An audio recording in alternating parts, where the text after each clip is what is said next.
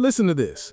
Word on the street is Corey Holcomb allegedly fired off a cease to Poetic Flacco over on YouTube, thinking that move would quiet everybody down from speaking on it. But hold up, today is a new day, and you already know what that means. We've got even more to unpack when it comes to Corey Holcomb and the 5150 show, especially since his Tuesday night stream drops and the internet immediately starts dissecting every clip.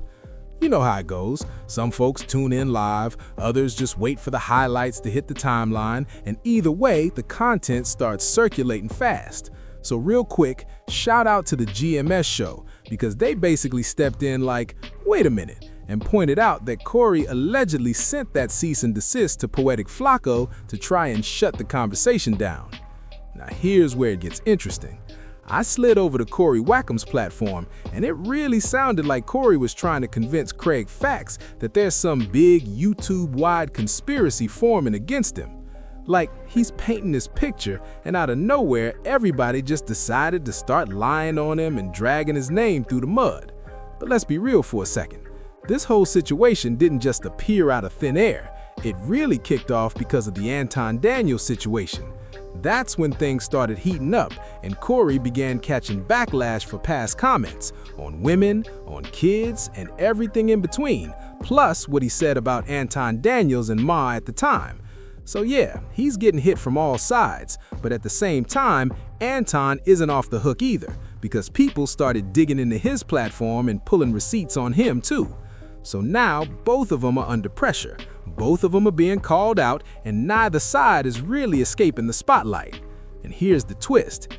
Anton allegedly starts doxing and threatening lawsuits, while Corey is now talking about legal action and sending cease and desist letters. But my question is simple, and you might be thinking the same thing. If Corey is saying people are lying on him, then what exactly is the lie? Because hold up, if people are literally playing clips of things you said out of your own mouth, where's the falsehood in that? Make that make sense, because I'm genuinely trying to understand the disconnect here. Corey is out here accusing folks of defamation, slander, and all of that, saying he's ready to take legal action against multiple people. But again, if these reaction channels are just clipping your own words and reacting to them, where exactly does the lie come into play? In my opinion, it feels like Corey is reacting to the shift, because some of the same creators who used to support him, hype him up, and ride for him are no longer doing that. And let's be honest, that kind of switch up usually happens when the receipts start stacking up and the narrative changes. There's been too much evidence, too many clips, too much history resurfacing for people to just ignore it and keep defending him.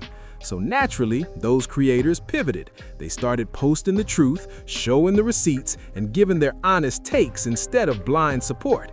And this situation, it's not just one isolated moment. It includes past incidents, alleged behavior, and multiple statements he's made over time about women and children. None of that is AI, none of that is edited, none of that is fake. It's all coming from real footage and real statements. So yeah, it seems like for the first time in a long time, Corey might be feeling that pressure from all directions, like everybody's suddenly against him.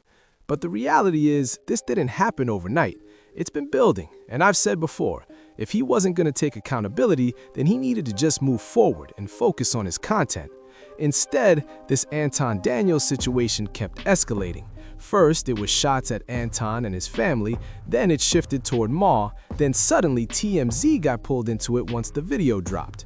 After that, he started talking to lawyers, then got upset about his own legal representation possibly appearing on another platform, and things just kept spiraling. Then you've got damage control, confusion over who's representing who, and honestly, it's been messy for weeks now. And yet, through all of this, Corey keeps pushing this idea that there's some organized effort where YouTubers linked up, got in group chats, and decided to take him down all at once. Like, let's all go after Corey, let's ruin him, let's end his career. That's the narrative he's leaning into. But the truth is, and you already know this, it's his own words and actions that put him in this position in the first place. And until he acknowledges that, apologizes, or shows any real change, people are gonna keep calling it out. Simple as that. So yeah, apparently at least one creator has either received or is about to receive a cease and desist from him. But honestly, I don't see that stopping anything. I think that creator is still gonna keep dropping content on Corey Holcomb regardless. Hold up, this is the part that really got me thinking. Where exactly is the lie? And then here he goes again, bringing up Tasha K, right? Now, let's be clear. There's definitely no love lost between Corey Holcomb and Tasha K. They cannot stand each other. But listen, I still have an issue with him calling her a monkey, because that right there crosses a line. You can get your point across without resorting to disrespect like that, period. And it doesn't stop there.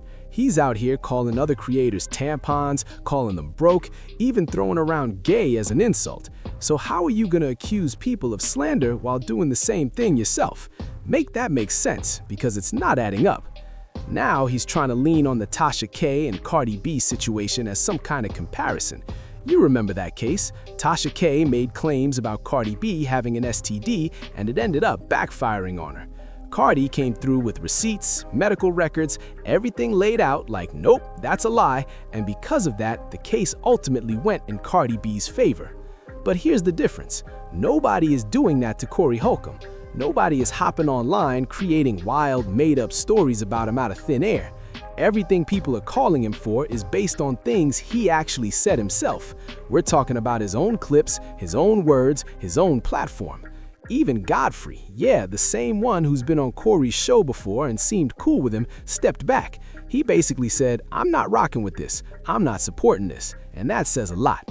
Because once those clips started going viral, especially the ones involving comments about women and children, combined with that video of him putting his hands on a woman that he still claims is AI, yeah, it was a wrap.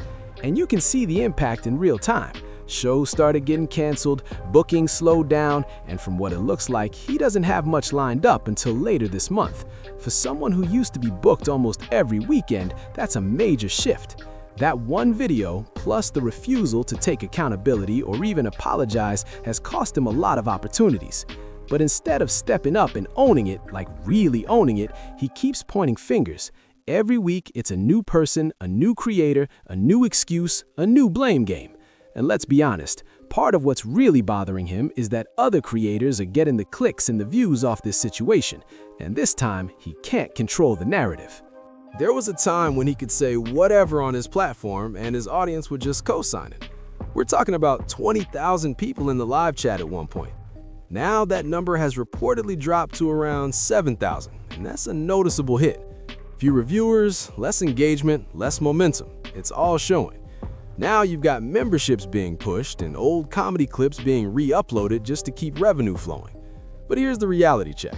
He's a public figure, he's a comedian, and people are allowed to react to what he puts out. You can't label everything as lies just because you don't like how it's being received. If people are using your exact words and giving their opinion on it, that's not a conspiracy, that's accountability.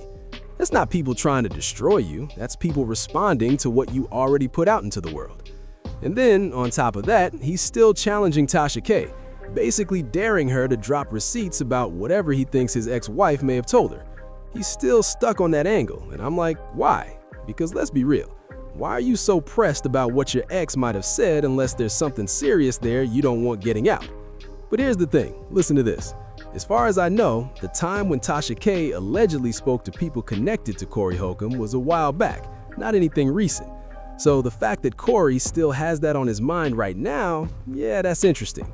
I'm not gonna lie, that really stood out to me, because even with everything going on, he's still focused on what his ex-wife may or may not have said to bloggers.